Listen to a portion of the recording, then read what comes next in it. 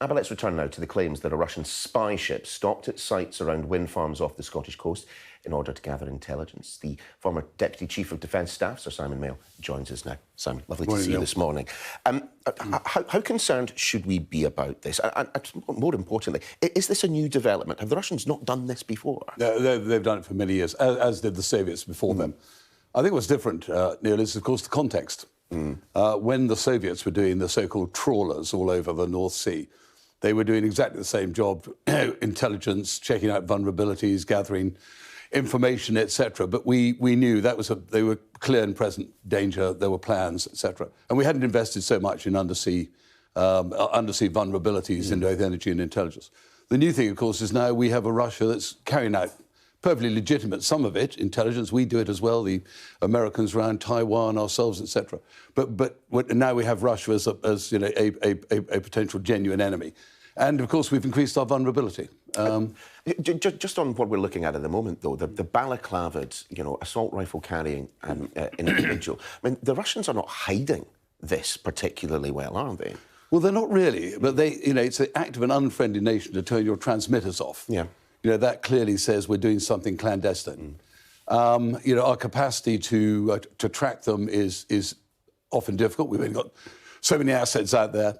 But the reality is that because this is of concern to all, to Denmark, to Norway, to NATO, to the European Union, we will be having a reasonable handle on this. It just happens that we've broken a story about this particular one. But as you say, the fact that you've got an armed person on board just shows you that they have this is genuinely the act of an unfriendly state going about its business, trying to work out our vulnerabilities as part of whatever contingency plan Mr. Putin may be putting together if the worst came to the worst. I mean, it is incredibly brazen, if nothing else. But when we talk about increasing our underwater vulnerabilities, what are we talking about? Is it basically communications? It's a lot of communication, but it's a lot of gas. We saw the attack on Nord Stream 1, as you well remember, Neil. So these things, which are hugely efficient way of transporting energy, are a vulnerability where anything unpleasant happen.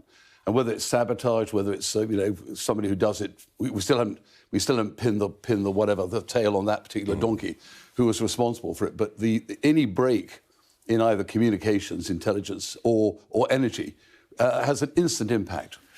And some of it can, of course, be deniable. Of course. But can anything be done to stop this sort of surveillance, particularly if it's taking place in international waters?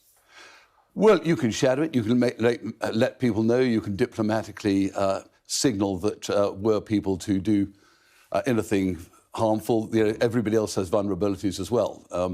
And as I say, NATO and the headquarters at NATO will have a very, very, very firm handle on what's going on.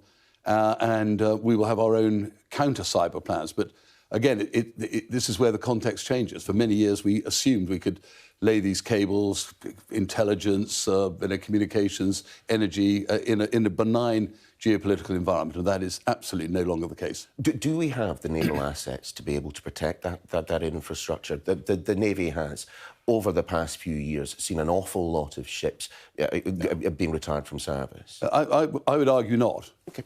I think we do not, a ship can only be in one place at a time. Indeed.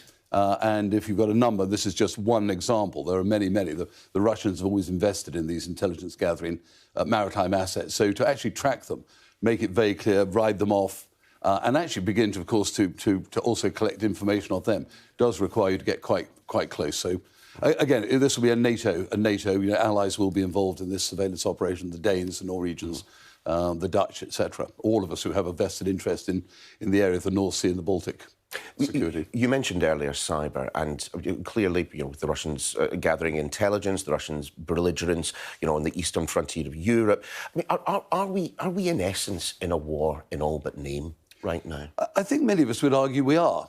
It's not a shooting war, and the vulnerabilities are often not just your armed forces. They are the things that keep modern society moving.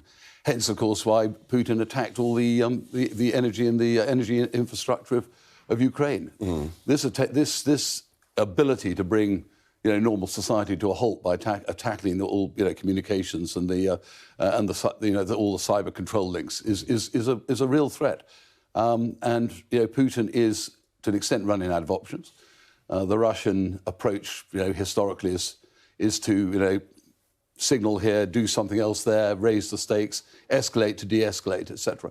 So it is difficult to know what's going through the mindset of Putin and his allies when they confront the failures on the ground in Ukraine at the moment and the prospect of a Ukrainian counter-offensive sometime in the spring. Well, let's see what happens with that counter-offensive. Sir Simon Hill, great to have you in the studio this morning. Thanks for being here.